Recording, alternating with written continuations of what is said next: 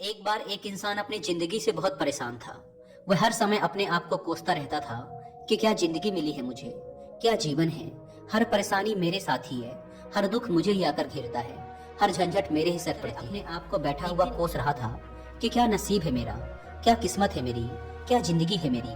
कि तभी अचानक एक बाज अपने शिकार को पंजों में दबाए हुए एक पेड़ पर आकर बैठ जाता है और वहीं पर अपने उस शिकार को परेशान आदमी जब उस बाज को देखता है तो कहने लगता है कि क्या जिंदगी है इसकी, क्या जीवन जी रहा है मजे का।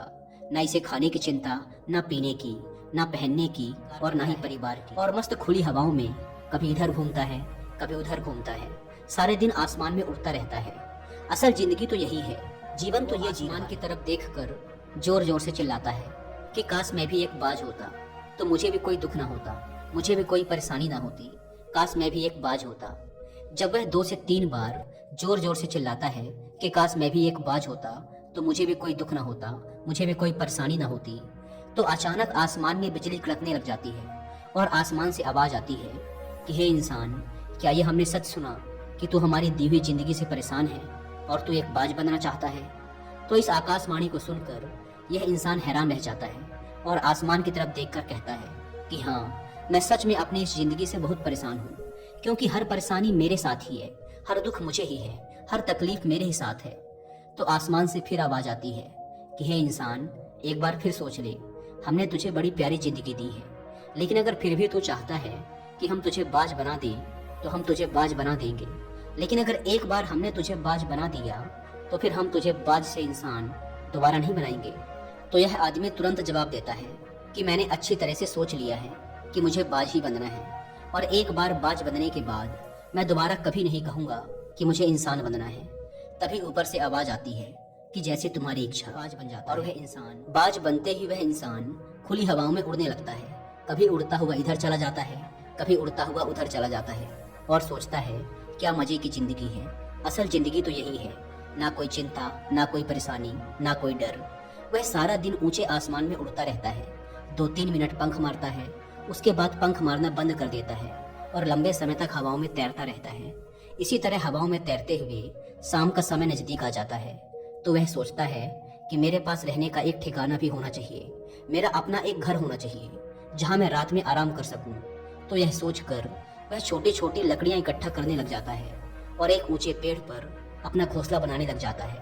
एक एक लकड़ियां इकट्ठा करके वह अपने लिए एक सुंदर सा घोंसला तैयार कर सो जाता है और सोचता है सुबह उठकर शिकार भी करूंगा और सुबह उठकर फिर से मौज मस्ती भी करेंगे, खुली हवाओं में उड़ेंगे। सुबह होते ही वह शिकार की तलाश में निकल पड़ता है, हवाओं में उड़ता रहता है। ऊपर से जाकर देखता है कि कहीं जमीन में मुझे कोई शिकार नजर आए तो मैं तुरंत जाकर उसे दबोच लूं और वहीं पर खा लूं। लेकिन उसे कोई शिकार नजर नहीं आता। काफी समय बीत जाता है, वह लगातार ऊंचाई से शिकार को ढूंढता रहता है, लेकिन उसे कोई शिकार नहीं मिलता। फिर पास ही एक जंगल होता है, यह उस जंगल में चला जाता है, यह सोचकर कि शायद वहाँ कोई अच्छा सा शिकार मेरे हाथ आ जाए। यह जंगल के ऊपर उड़कर शिकार को ढूंढता रहता है, जंगल के अंदर जाकर भी शिकार को ढूंढता है, लेकिन इसे वहाँ भी कोई शिकार नहीं मिलता। शाम का समय नजदीक आ जाता है तो मायूस होकर वापस अपने घोंसले की तरफ लौट रहा होता है कि रास्ते पर बैठ जाता है। जब यह उस पेड़ के ऊपर बैठा होता है तो उसकी नजर एक बीमार चिड़िया पर पड़ती है जो कि घायल अवस्था में होती है। यह तुरंत जाकर उसे दबोच लेता है, उसके पंख निकालकर अलग कर देता है और उसे खा जाता है। उस चिड़िया को खाने के बाद वह अपने घोंसले की तरफ उड़ जाता है और रास्ते में सोचता है कि चलो बीमार चिड़िया ही सही, लेकिन कुछ तो खाने को मिला। आराम करने लगता है और सोचता है सुबह एक अच्छा सा शिकार पकड़ूंगा और अपनी भूख मिटा लूंगा।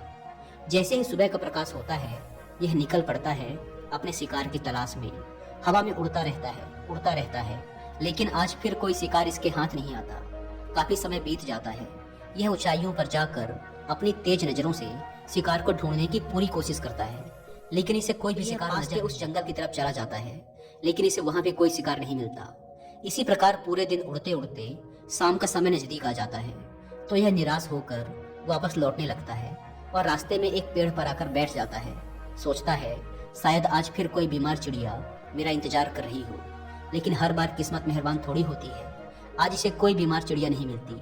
यह थक हार कर वापस अपने घोंसले की तरफ चल पड़ता है और घोंसले पर पहुंचकर भूखा प्यासा ही सो जाता है और सोचता है कल सुबह एक बड़ा सा शिकार पकड़ूंगा और आज की भूख भी मिटा लूंगा। रात को अपने घोंसले में सोया होता है कि तभी गहरी भयानक तूफान आता है। इस तूफान की हवा इतनी तेज होती है कि इसके घोंसले को उड़ाकर एक जगह फेंकती है और उसे कहीं दूर दूसरी जगह फेंकती है। तो ये जहाँ पर गिरता है वहाँ नीचे एक नोकदार लकड़ी पड़ी होती है जो इसके पंजे में गड़ जाती है और इसे बुरी तरह घायल कर देती है। तूफान के रुकने के बाद बारिश शुरू हो जाती है। तेज बारिश होती रहती है पर यह किसी तरह से पेड़ों के नीचे छुपकर बैठा रहता है। बड़ी मुश्किल से इसकी रात कटती है। जब सुबह होती है तो बारिश रुक जाती है। चारों तरफ बारिश छा जाती है। चारों तरफ हरियाली छा जाती है। नदियां और झरने तेजी से बहने लगते हैं। सब कुछ फिर पहले के जैसा हो जाता है। लेकिन ये बाज अब पहले के जैसा नहीं रहा। इसका पाँव बुरी तरह घायल हो चुका है। इसके पंजे में जो लकड़ी लगी थी उसकी वजह से इसका पंजा बुरी तरह छत बिछत हो गया है। और मैं आपको बता दूं कि बाज का जो पंजा होता है वह उसके शिकार को पकड़ने के लिए सबसे जरूरी होता है, क्योंकि बाज अपने पंजों से ही अपने शिकार को पकड़ता है, दबोचता है और फिर अपनी चोंच के माध्यम से नोच नोच कर खाता है। लेकिन अब तरह से घायल हो चुका था और वह पिछले 2 दिनों से भूखा भी था।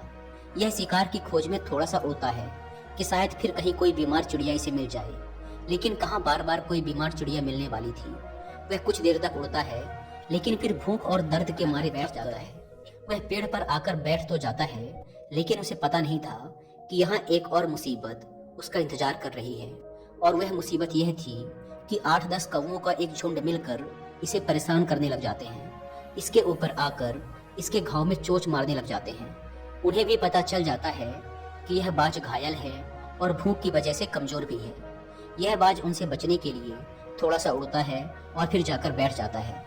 उनसे पीछा छुड़ाने का प्रयास करता है लेकिन वो फिर इसके पीछे आ जाते हैं। तो यह फिर उड़कर थोड़ी दूर चला जाता है लेकिन वो इसका पीछा नहीं छोड़ते और बार बार इसके पास आकर इसे परेशान करते हैं कौवे अक्सर। लेकिन फिर बाज भी उनके साथ एक खेल खेलता है।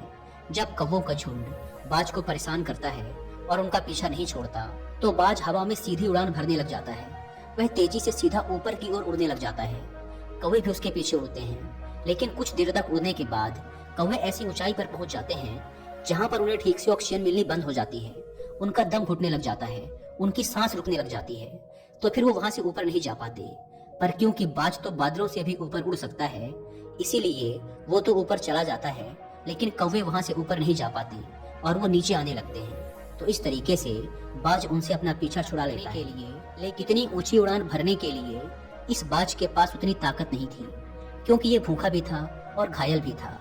तो ये उड़ता और थोड़ी सी दूर जाकर बैठ जाता और कौवे फिर आकर इसे परेशान करने लग जाते। इसी तरह भूख और घायल हालत में एक दिन गुजर जाता है, दूसरा दिन गुजर जाता है, तीसरा दिन गुजर जाता है, लेकिन इस बाज की हालत में कोई सुधार नहीं हो रहा था। वह बद से बदतर होती जा रही थी। चौथे दिन जब ये बिल्कुल खत्म होने पर आ जाता है, इसके अंदर बिल्कुल ताकत नहीं बचती और इसका शरीर इसका साथ छोड़ने लगता है, तो यह किसी भी इंसानों की एक हॉस्पिटल होती है उसकी छत पर आकर बैठ जाता है और वहां से आने जाने वाले मरीजों को देखता है और अपने आप से कहता है कि काश आज मैं एक इंसान होता तो ऐसे छोटे मोटे जख्मों का हॉस्पिटल से इलाज करवा लेता, या किसी को बता देता कि मैं भूखा हूँ, परेशान हूँ, मेरे साथ ये परेशानी है।